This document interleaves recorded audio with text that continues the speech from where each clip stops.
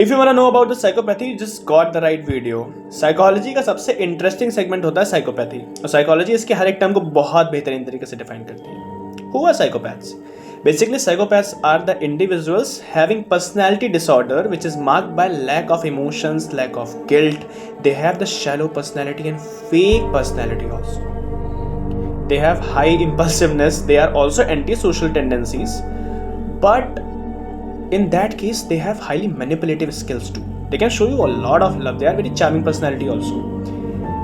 इनके अंदर की मैनिपुलेटिव टेंडेंसीज जो होती है बहुत हाई होती है।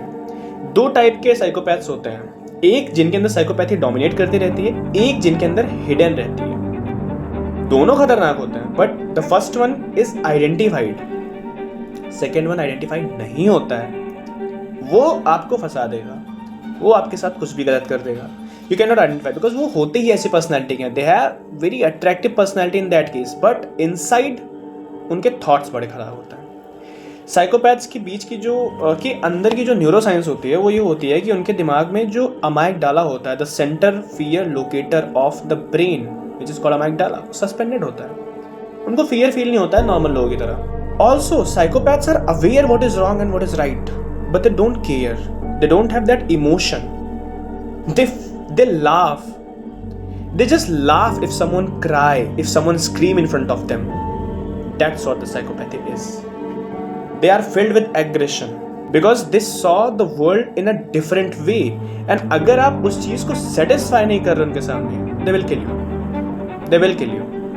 उनके thoughts और उनके जो perspectives होते हैं दुनिया को लेकर के वो हमेशा change होते रहते हैं, तो इसीलिए उनके साथ कोई भी safe नहीं रहता। इंदौर का जो केस आया था अभी, जिसमें एक बॉयफ्रेंड ने अपनी गर्लफ्रेंड को काट दिया था इन पीसेस, और उसके बाद अगर आपने उसका वीडियो देखा होगा तो उसके फेस पे जीरो इमोशन थे इस तरह की कि उसे कोई दुख है। हंसते गुस्साते, जो भी उससे पूछ रहा था कि क्यों कर रहे हो, क्यों किया तुमने ऐसा, वो उसके ऊपर गुस्सा हो रहा था। That is called real psychopathy and that is hidden in the personality. अगर जानना चाहते हो उसके बारे में और तो कमेंट डाउन।